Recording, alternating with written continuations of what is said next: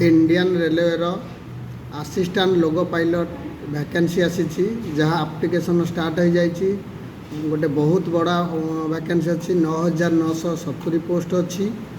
Application fees रही general OBC और EWS 500 टंका और SC ST ESM female EBC 250 टंका। पेमेंट मोड ऑनलाइन रही। वर्तमान देखो स्टार्ट डेट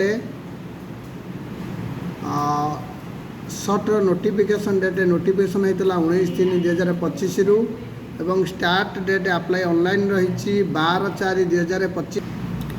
स्टार्टिंग डेट रही एप्लिकेशन 12/4/2025 एवं लास्ट डेट एप्लिकेशन रही 11/5/2025।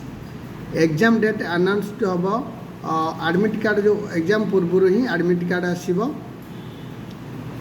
तापर एज लिमिट देखा 1/7/2025 सुधा आपन को 18 वर्ष मिनिमम 18 वर्ष मैक्सिमम 30 वर्ष एवं age relaxation is applicable government rule अनुसार एज रिलैक्स हम।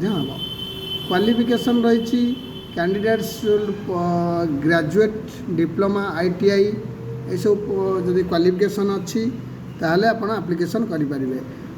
डिटेल्स यार नोटिफिकेशन पाइबापी आप आरआरबी साइट को जाकि रेलवे साइट को जाकि आप डाउनलोड करेंगे पीडीएफ एवं सेठी आप डिटेल्स पाइबे। देखो कौ जोन में केते पोस्ट अच्छी आमर central zone east central east coast आम ओडिशार जोटा अच्छी ईस्ट कोस्ट 1461 पोस्ट अच्छी। गोटे बड़ वैकेंसी अच्छी आपण मैंने जल्दी या अप्लाई करूँ।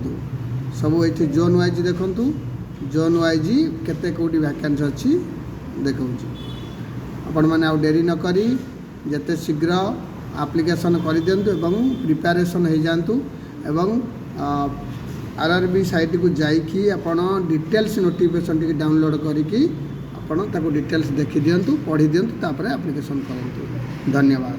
ये इनफॉरमेशन पाइबा चैनल टी को सब्सक्राइब करेंगे और शेयर करेंगे।